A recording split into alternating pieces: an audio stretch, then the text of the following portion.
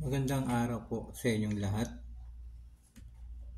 at sa lahat ng ating mga tagapanood at sa lahat ng mga sumasabay sa ating mga ginagawang video.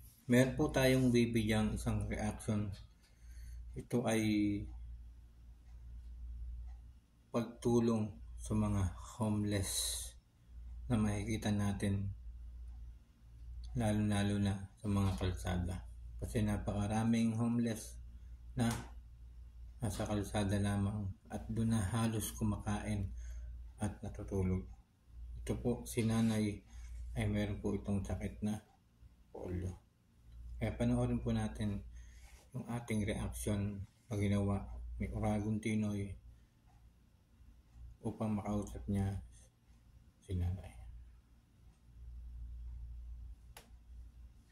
Siya si Ate Jocelyn Repolyo. Makikita siya dito sa Philippine Rabbit Bus Station sa Avenida, Manila. Napansin ko siyang mag-isa at tila malalim ang kanyang iniisip, kaya siya ay aking nilapitan. Dito mga kaibigan ay naglalakad dito si Uragon Tinoy. Tapos napansin niya agad si nanay. At doon niya ay nilapitan niya si nanay upang ito ay kausapin. Balit, abangan po ninyo kung ano yung mangyayari.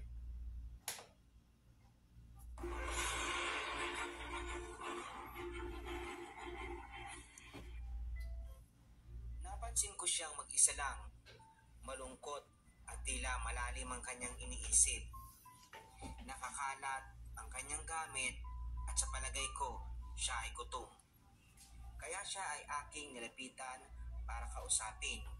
Pero nung kinausap ko siya, habang tumatagal, siya ay nagiging bayolente. Taga saan ka, Nay? Po? Philippine Rabbit? Nasaan yung kamag-anak mo, Nay? Buwana. Si Buwana? Ilang taon ka na, Nay? Ano pangalan mo po?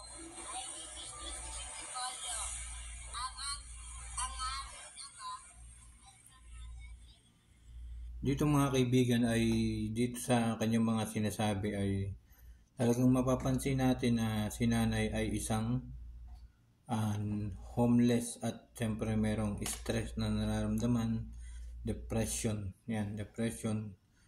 Kasi yung mga ganitong may sakit na katulad ni nanay ay talagang hindi niya maalis mag-isip o magalit ng mabilis sa kapwa o sa kanyang may kinakausap. Kaya dito sa kanyang salita ay unti-unti siya nagkakaroon ng inis o pagiging mairita.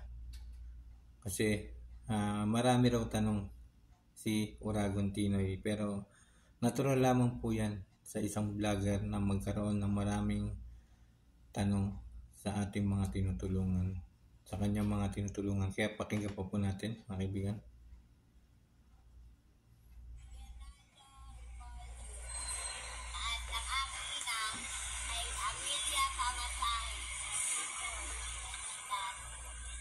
Nasaan po sila?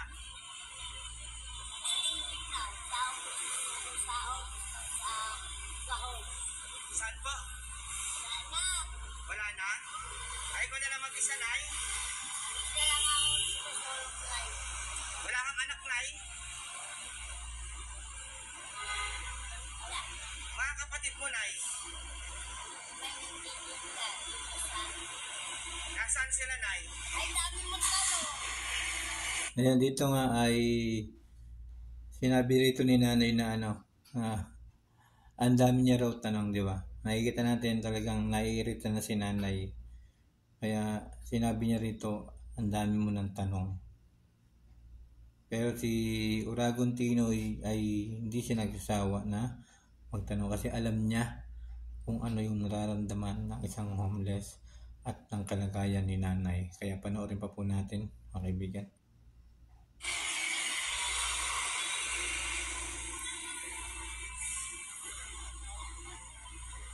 sige Nay, salamat ano. Dito naman. Oo. Saan? Hall sa City Hall. Doon makikita ay sa City computer. Bago na mayroon ako doon. Makikita mo sa tugaran. Ako ay hindi nasangan at isa.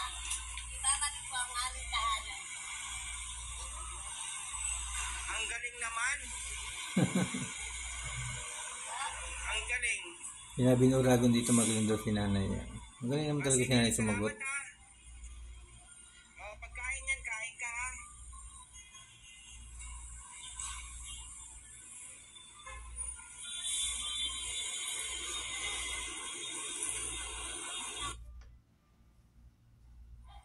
Gusto ko sanang malaman kung meron pa siyang pamilya. At Ayan mga kaibigan, talagang napakaganda ng ginawa ni Uragon Tinoy sapagkat yung kanyang pagtulong mga kaibigan, nakita ko sa isang komento at sa kanyang mga ginagawang pagtulong ay yung kanyang tinutulong ay nanggagaling sa kanyang nanggagaling sa kanyang bulsa na wala siyang ibang inaasahan na magbibigay. Pero mas maganda talaga na may makapanood nito at magkaroon siya ng sponsor, di ba? Sapagkat sa mga ganitong charity vlogger, sa mga ganitong nagbibigay ng tulong pamilya. ay Pero dahil mahirap ang maging solo ka na magbibigay ka sapagkat meron kang pamilya, meron kang mga anak, at meron kang binubuhay na sariling mga pamilya. Kaya sa lahat ng mga nakapanood nito, mga panood ang video na to, atin pong tulungan si Uragon Tinoy na baka sakaling na magkaroon mag-sponsor sa kanya, maibigay niya sa kanyang mga tinutulungan. Kaya maraming salamat kay Uragon Tinoy. Huwag niyo po siyang kalimutan. Bisitahin ang kanyang Facebook or Facebook page, Uragon Tinoy. At siguradong mas darating ang mga panahon na mas marami pa siyang matutulungan ng mga katulad ni nanay na isang homeless at meron pong sakit. Kaya maraming salamat sa iyo, Uragon Tinoy, sapagkat nandiyan ka para tulungan ang ating mga homeless sa kalsada. Kaya maraming salamat sa iyo. At sana, katulad ng sinabi niya sa video na ito, ay sana makita ng kanyang mga kamag-anak, si nanay, kung ano yung kalagayan niya ngayon. Kaya maraming salamat po sa inyong lahat. And thank you so much. Saludo po ako sa iyo, Uragon Tinoy, sa iyong mga pagtulong sa ating mga kababayang mga homeless na nasa kalsada. Kaya maraming salamat sa iyo. At syempre, huwag niyo po sanang kalimutan, Facebook ko po ay Michael Villegas 1000. Pwede po kayo mag-reaction, pwede po kayo mag-comment. At maraming salamat po sa inyo lahat. I-share niyo po ito sa inyong mga kaibigan, sa inyong mga Facebook, sa inyong mga friends, upang makita nila o kung sino man makakita kay nanay. Maraming salamat po sa inyo lahat. And thank you so much everyone.